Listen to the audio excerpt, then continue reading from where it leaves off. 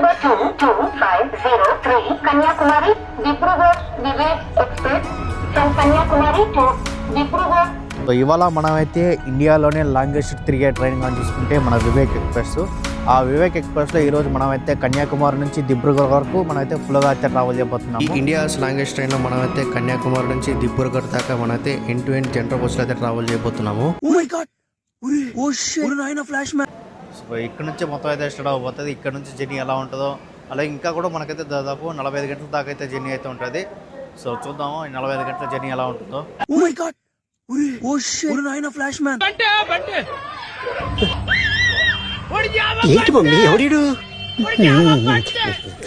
అయితే విజయవాడ స్టేషన్కి చేరుకున్నాము. ఇక్కడైతే క్రౌడ్ పుల్లింగ్ అయితే మాత్రం చాలా ఫుల్గా అయితే జరిగింది. సో మ్యాక్సిమం ఈ లోకల్ క్రౌడ్ ఎక్కువ ఉంటారు. ఇక్కడ నుంచి విశాఖపట్నం వెళ్ళే వాళ్ళే చాలా ఫుల్గా అయితే ఎక్కుతున్నారు. ఇంకా బయటకు వచ్చేదానికి కూడా కుదరదు మనకు. అయితే దాదాపు 1 గంట 21 నిమిషాలు లేట్గా అయితే విజయవాడ స్టేషన్కి అయితే రీచ్ అయినాము. విజయవాడ స్టేషన్లో కానీ చూసుకుంటే లోకల్ డ్రైవర్స్ వెనకాల గార్డెన్ వాళ్ళు అలాగే టీసీలు మొత్తం అయితే చేంజ్ అవుతారు. ఇక్కడ అయితే విజయవాడ స్టేషన్కి అయితే రీచ్ అయినాము కదా. సో కన్యాకుమారి నుంచి విజయవాడ స్టేషన్ వరకు అయితే మనైతే రీచ్ అయినాము. సో ఇది వచ్చేసి పార్ట్ 1 వీడియో అయితే వస్తుంది. సో పార్ట్ 2 కానీ చూసుకుంటే విజయవాడ జంక్షన్ నుంచి దనుకు దాకా అయితే పెడతాం అనుకుంటాను. ఫుల్ క్రౌడ్ ఉన్నారు, మాకే ప్లేస్ లేదు. ఇంక వీళ్ళకి ఎక్కడ దొరుకుతుంది? దిగేవాళ్ళు ఎవరు లేదు, దిగేవాళ్ళు తక్కువ, ఎక్కేవాళ్ళు ఎక్కువ ఉన్నారు. అబ్బా విజయవాడ జంక్షన్లో చూడండి క్రౌడ్ అయితే మాత్రం చాలా ఫుల్గా అయితే ఎక్కువ ఉన్నారు. మ్యాక్సిమం ఇదంతా లోకల్ క్రౌడే. విజయవాడ జంక్షన్లో అయితే మన సబ్స్క్రైబర్ అయితే కలిసినాడు. ఇప్పుడు ఏ ఊరు బ్రో ఇది? విజయవాడ వైజాగ్ వెళ్ళాలంట. అది కూడా కన్యాకుమారి దిబ్రూగఢ్ ఎక్స్ప్రెస్లో ఎక్కుతున్నాడు. ఇకైతే సిగ్నల్ కూడా అయితే వచ్చేసింది. మనమైతే విజయవాడ జంక్షన్ నుంచి అయితే బయలుదేరిపోతున్నాము. సో ఇది వచ్చేసి పార్ట్ 2 వీడియో కిందకైతే వస్తుంది. పార్ట్ 1 చూస్తుంటే కంపల్సరీ లైక్ చేయండి, అలాగే మన ఛానల్ కూడా సబ్స్క్రైబ్ చేసుకోండి. సో ఫుల్గా అయితే మనైతే ట్రావెల్ చేయబోతున్నాము కన్యాకుమారి నుంచి దిబ్రూగఢ్ వరకు. అది ఇప్పుడు వచ్చేసి మనకు పార్ట్ 2 వీడియో అయితే స్టార్ట్ అవుతుంది. సో సిగ్నల్ కూడా వచ్చేసింది. ఇక్కడ నాకు పోయేదానికి కూడా ప్లేస్ లేదు. సో నాకైతే ప్లేస్ అయితే అవ్వకుండా నుంచి వచ్చింటే మాత్రం కంపల్సరీ ట్రైన్ అయితే మిస్ అయిపోయి ఉంటాను. దీనిలో ఉండి దూరం వచ్చేసాను నేను. చాలా ఫుల్గా ఎక్కినారు విజయవాడ జంక్షన్లో. మనమైతే విజయవాడ జంక్షన్ నుంచి అయితే బయలుదేరిపోయినాము. సో నెక్స్ట్ స్టాప్ పోయేది Eluru. So by by Vijayawada junction.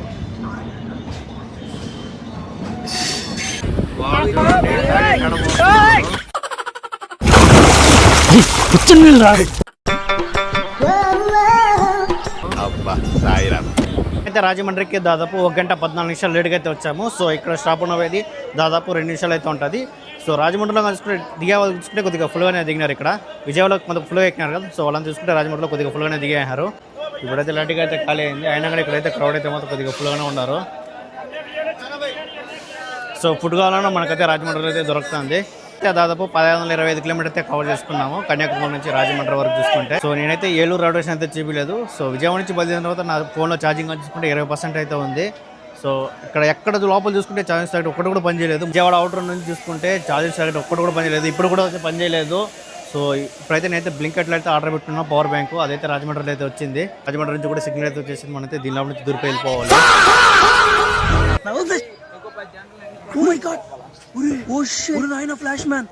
మనమైతే రాజమండ్రిలో బ్లింకెట్లో అయితే ఆర్డర్ అయితే పెట్టుకున్నాం పవర్ బ్యాంకు. దీని కాస్ట్ 800 పడింది. మళ్ళీ అతను కూడా 100 రూపాయలు ఎక్స్ట్రా అయితే ఇచ్చినాము. 15 నిమిషాలు వచ్చేసింది ఆర్డర్ కూడా. మనమైతే సామర్లకోటకి అయితే చేరుకున్నాము. Samarlakota junction. Railway station code వచ్చేసి SLO. ప్లాట్ఫామ్ వచ్చేసి ఆ పక్క అయితే వచ్చింది. వాళ్ళంతా చూసుకుంటే కాకినాడ వెళ్తారంట ఇక్కడ నుంచి. మన ట్రైన్ దాదాపు 1576 కిలోమీటర్ కవర్ చేసిన తర్వాత మనమైతే సామర్లకోట జంక్షన్కి అయితే రీచ్ అయినాము. సో ఇక్కడ స్టాప్ పోయేది 2 నిమిషాలు అయితే ఉంటుంది. సామర్లకోట జంక్షన్కి మన ట్రైన్ దాదాపు 1 గంట 15 నిమిషాలు లేట్గా అయితే వచ్చింది. మనకైతే సామర్లకోట జంక్షన్ నుంచి కూడా సిగ్నల్ అయితే వచ్చేసింది. ఎక్కేద్దాం మనం. వీళ్ళంతా పాపం నా కోసం వెళ్ళినారు.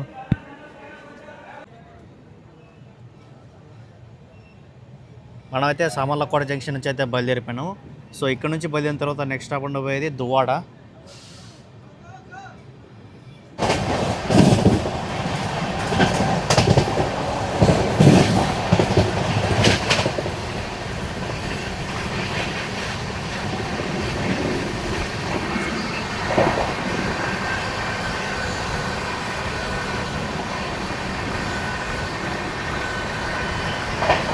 అయితే పిఠాపురం రోడ్ స్కిప్ అయితే కొడుతున్నాము. ఫ్లాట్ 130. అబ్బా ఏమన్నా స్కిప్పింగ్ చూడండి.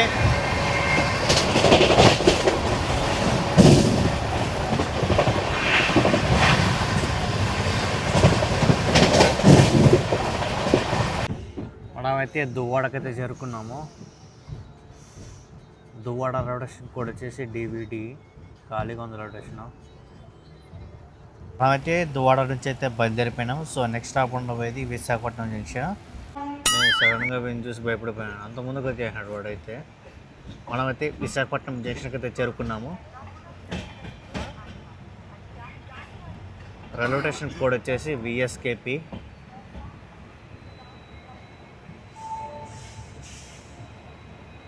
Welcome to Visakhapatnam junction. ఇక్కడ మన ట్రైన్ స్టాప్ చెప్పాలంటే దాదాపు 20 నిమిషాల దాకా అయితే ఉంటుంది. ఇక్కడ లోకో రేవ్స్లో అయితే ఉంటుంది.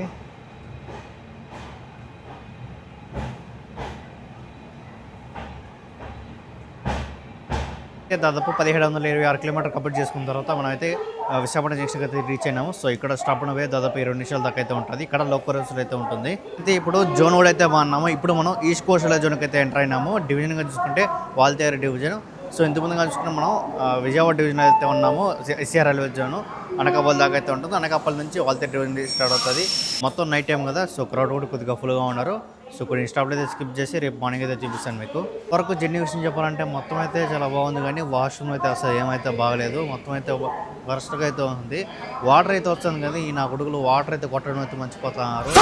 సో వాష్రూమ్ చూస్తుంటే కొంచెం బాగా స్మెల్ అయితే వచ్చేస్తుంది. సో ఇక్కడ నుంచి మొత్తం అయితే స్టార్ట్ అయిపోతుంది. ఇక్కడ నుంచి జర్నీ ఎలా ఉంటుందో, అలాగే ఇంకా కూడా మనకైతే దాదాపు 45 గంటల దాకా అయితే జర్నీ అయితే ఉంటుంది. సో చూద్దాము ఈ 45 గంటల జర్నీ ఎలా ఉంటుందో. లోపల కానీ చూసుకుంటే ఫుల్గా అయితే స్మోక్ చేసేవాళ్ళు చాలా ఫుల్గా అయితే ఉన్నారు. అలాగే గుట్కా వేసేవాళ్ళు చాలా ఫుల్గా ఉన్నారు. గుట్కా అమ్మే వాళ్ళు చూసుకుంటే కూరగాయలు అమ్మినట్టు అమ్ముతూ ఉన్నారు. విశాఖపట్నం జంక్షన్ నుంచి దిబ్రుగఢ్ చూసుకుంటే 2428 కిలోమీటర్ దూరం అయితే ఉంది. 1728 కిలోమీటర్ ట్రావెల్ చేసినందుకే నాకైతే దోలు తిరిగిపోయింది. ఇంకా మనకు 2428 కిలోమీటర్ దూరం అయితే ఉంది. సో ఇక్కడ నుంచి జర్నీ ఎలా ఉంటుంది మొత్తం అయితే మీకైతే కవర్ చేస్తాను. అయితే విశాఖపట్నం జంక్షన్ నుంచి బయలుదేరిన తర్వాత నెక్స్ట్ స్టాప్ ఉండబోయేది మనకు విజయనగరం అయితే ఉంటుంది. ఆ తర్వాత శ్రీకాకుళం రోడ్డు, ఆ తర్వాత పలాస అయితే ఉంటుంది. మనమైతే 12:40కి అయితే విశాఖపట్నం జంక్షన్ నుంచి అయితే బయలుదేరిపోయినాము. ఈ పక్కన కలుసుకుంటే దర్జాబాయ్ ఎక్స్ప్రెషన్ అయితే ఉంది. ఎర్నాకుళం నుంచి హతియా ఇక్కడైతే ఓటా కొడుతున్నాడు. యాక్చువల్గా ఆ ట్రైన్ ముందైతే వదలాలి.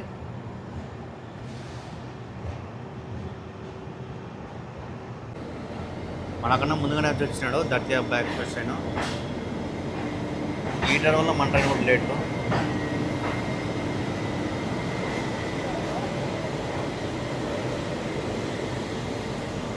మనమైతే విశాఖపట్నం జంక్షన్ నుంచి అయితే బయలుదేరిపోయినాము. సో నెక్స్ట్ స్టాప్ ఉండబోయేది Vizianagaram. So bye bye Visakhapatnam junction. Morning sunrise చూడండి ఎంత బాగుందో, సూపర్గా ఉంది. ఆ పక్కన చూసుకుంటే చిలకాలు ఎక్కువ.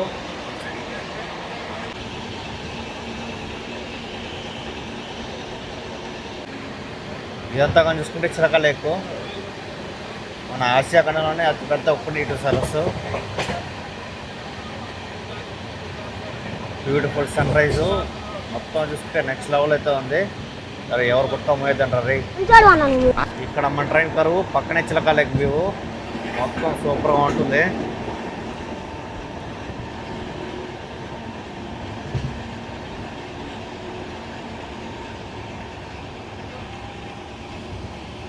ఫోన్ బయట పెట్టాలన్నా కూడా చాలా భయంగా ఉంది నాకు, ఎక్కడ కొట్టుకొని వస్తారో అని.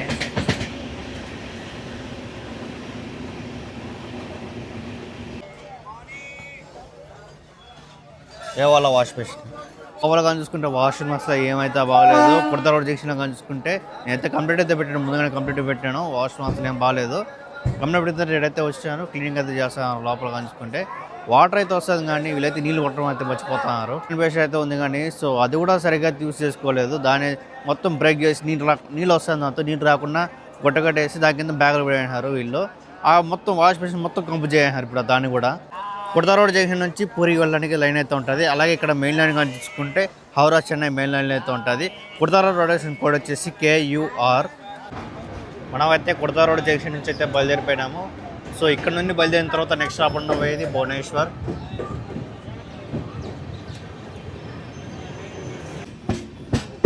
మనమైతే భువనేశ్వర్కి అయితే చేరుకున్నాము. భువనేశ్వర్ రొటేషన్ కోడ్ వచ్చేసి BBS. ప్లాట్ఫామ్ వచ్చి ఆ పక్క అయితే వచ్చింది. ఆ పక్క చూసుకుంటే విశాఖ ఎక్స్ప్రెషన్ అయితే ఉంది. భువనేశ్వర్ న్యూ నుంచి సికింద్రాబాద్. మనమైతే భువనేశ్వర్కి ప్లాట్ఫామ్ 3కి అయితే వచ్చాము. సో ఇక్కడ కూడా దిగే వాళ్ళు చూసుకుంటే కొద్దిగా ఫుల్గా ఉన్నారు, అలాగే ఎక్కే వాళ్ళు చూసుకుంటే కొద్దిగా లైట్గా అయితే ఉన్నారు. బ్యాక్ సైడ్ జనరల్ కూడా కొద్దిగా లైట్గా అయితే ఎక్కుతున్నారు. అయితే దాదాపు 2170 కిలోమీటర్ కంప్లీట్ చేసుకున్న తర్వాత మనమైతే ఒడిశాకి అయితే చేరుకున్నాము. ఒడిశాలో మనమైతే భువనేశ్వర్ రొటేషన్కి అయితే చేరుకున్నాము. సో ఇక్కడ స్టాప్ ఉన్నది దాదాపు 5 నిమిషాల దాకా అయితే ఉంటుంది. ఇప్పటికి మన ట్రైన్ దాదాపు 1 గంట 41 నిమిషాలు లేట్గా అయితే వచ్చింది. లోపల చూసుకుంటే క్రౌడ్ కూడా కొద్దిగా ఫుల్గానే ఎక్కినారు. దిగే వాళ్ళు ఎక్కువ అయితే ఉన్నారు, అలాగే ఎక్కే వాళ్ళు కూడా చాలా ఫుల్గా అయితే ఉన్నారు. ఈ ట్రైన్లో ఫుల్గా అయితే ఎక్కేసారు. అయితే భువనేశ్వర్ నుంచి కూడా సిగ్నల్ అయితే వచ్చేసింది. మనైతే ఎక్కేద్దాము రన్నింగ్లో ఎందుకు. భువనేశ్వర్ కానీ చూసుకుంటే ఈస్ట్ కోస్ట్ రైల్వే జోన్కి హెడ్ క్వార్టర్స్ కానీ చూసుకుంటే ఎక్కడైతే ఉంటుంది భువనేశ్వర్లో. రైల్వే స్టేషన్ కూడా కొంచెం బాగా అయితే కడుతున్నారు. డివిజన్ కానీ చూసుకుంటే కుర్దా రోడ్ డివిజన్. మనమైతే భువనేశ్వర్ నుంచి అయితే బయలుదేరిపోయినాము. సో ఇక్కడ నుండి బయలుదేరిన తర్వాత నెక్స్ట్ స్టాప్ ఉన్న పోయేది కటక్. మనమైతే మార్నింగ్కి పూరి సబ్జీ అయితే తీసుకున్నాము. సో దీని కాస్ట్ 50 రూపాయలు పడింది.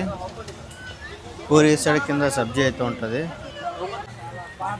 సో పూరి అయితే ఇచ్చారు. ఇది వచ్చేసి మాకు మిల్ మేకర్ కర్రీ ఉంది కదా, సో అది ఎలా ఉందో చెప్తాను. పూరి కూడా 2 అయితే ఇచ్చినాడు.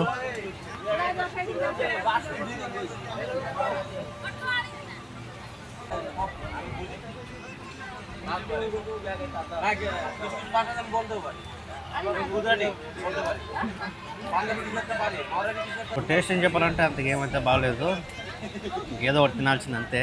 ఇది పెంట్రీ కర్వాల్ అదే తీసుకున్నాను, 50 రూపాయలు పడింది అంతే. మన ట్రైన్ అయితే కటక్ జంక్షన్కి అయితే వచ్చింది, బయలుదేరిపోయింది. ఇక్కడ కూడా దిగిన వాళ్ళు చూసుకుంటే కొద్దిగా ఫుల్గానే ఉన్నారు. కటక్లో కానీ చూసుకుంటే మెయిన్ లైన్ డిపార్చర్ అయితే ఉంటుంది. ఇక్కడ ప్లాట్ఫామ్ మీద కొద్దిగా స్పీడ్గా క్లాసాడు. మనమైతే కటక్ నుంచి అయితే బయలుదేరిపోయినాము. రైల్వే స్టేషన్ కోడ్ వచ్చేసి CTC.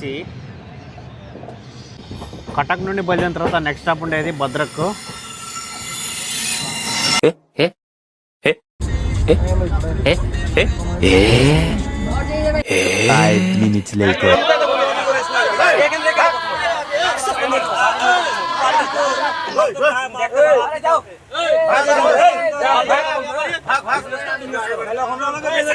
ఆయనైతే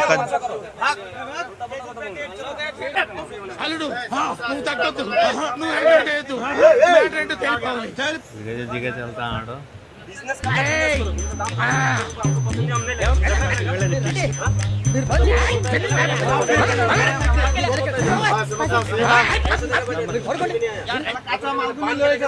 నాకైతే ఒక గొడవ అయితే జరిగింది కదా, మనమైతే పైన ఉన్నాం కదా.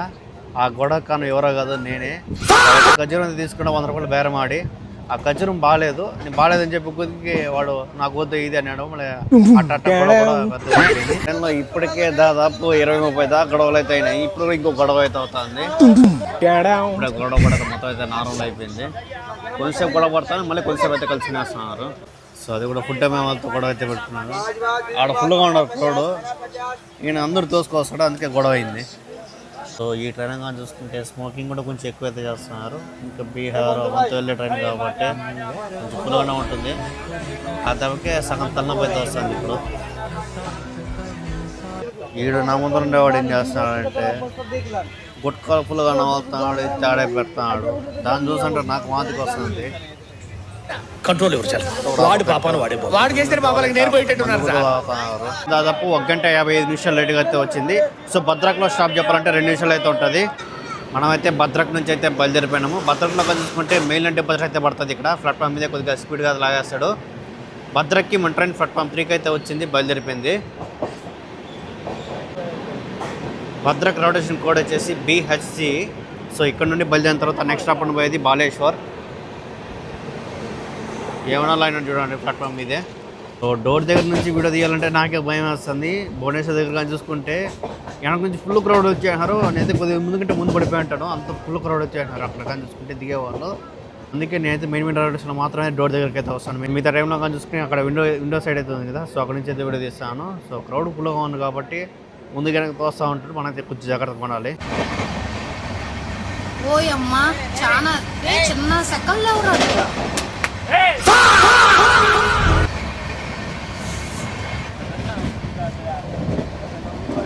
ఈయనైతే మామూలు పని చేయట్లేదు, మొత్తం వాళ్ళే ఉండేది. మనమైతే సమోసా బజ్జీలు తీసుకున్నాము. దీని కాస్ట్ 30 రూపాయలు పడింది. ఎర్రిపుక గుట్క కాస్త తక్కువ తిన్నా లవడ క్యాన్సర్ వస్తుంది. సో వాళ్ళ ప్లేస్ కానీ చూసుకుంటే కింద నైట్ నుంచి వాళ్ళకి నిద్ర అయితే ఉండదు, కూర్చొనే ఉండాలి. సో నిద్ర అయితే అసలు ఉండదు. అందుకే కొద్దిసేపు నా ప్లేస్ అయితే ఇచ్చిన నిద్రపోవాలనేసి. విశాఖపట్నం నుంచి బయలుదేరినాను కదా, ఒక అరగంట తర్వాత నేను కూడా మంచి స్లీప్ అయితే వేసినాను. మనమైతే బాలేశ్వర్కి అయితే వచ్చాం, బయలుదేరిపోయింది మన ట్రైన్. ఇప్పుడు మనం అయితే జోన్ కూడా అయితే మారినాం. ఇప్పుడు మనం సౌత్ ఈస్టర్న్ రైల్వే జోన్కి అయితే ఎంటర్ అయినాము. డివిజన్ కానీ చూసుకుంటే ఖరగ్పూర్ డివిజన్.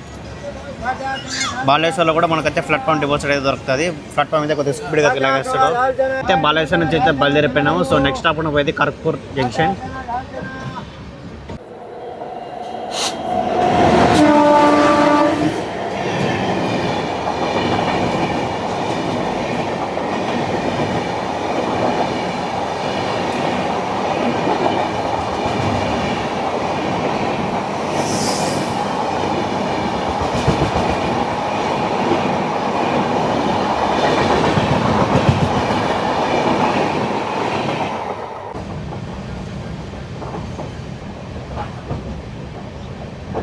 ఇలా కరువు కొట్టినప్పుడు వీడియో తీద్దాం అనుకుంటున్నాను.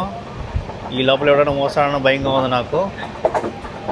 కరువు అయితే మాత్రం నెక్స్ట్ లెవెల్ అయితే ఉంటుంది. కరువు అక్కడ మన ఇంజిన్ సూపర్ కరువు అండి ఇది.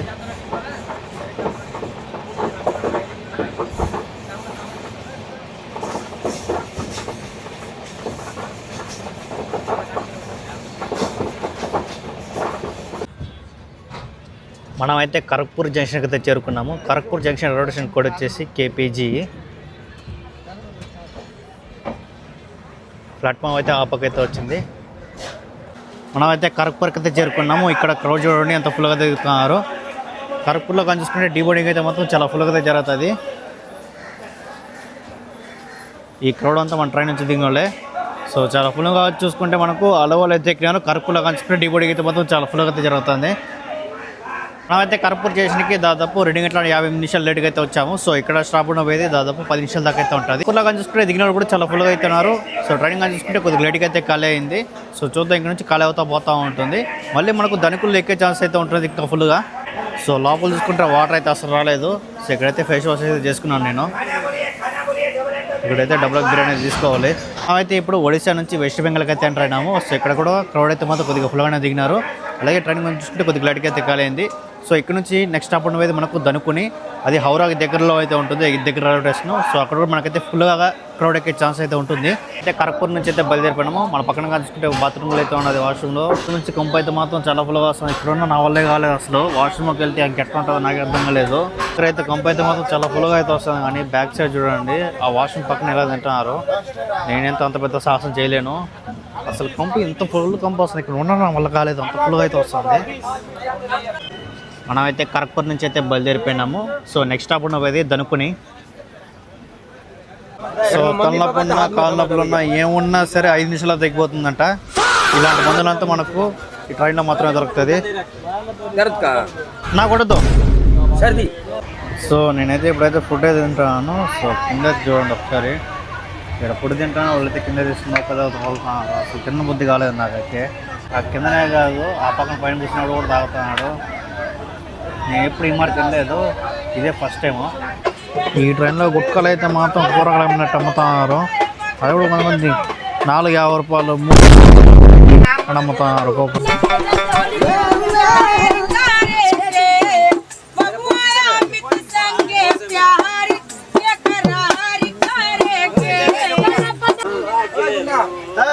రూపాయలు తెచ్చిన వాళ్ళకి. మనమైతే వాష్రూమ్ దగ్గర అయితే ఉన్నాము. సో లోపల చూస్తాం, ఇప్పుడు భయంకరంగా వాసన అయితే వస్తుంది.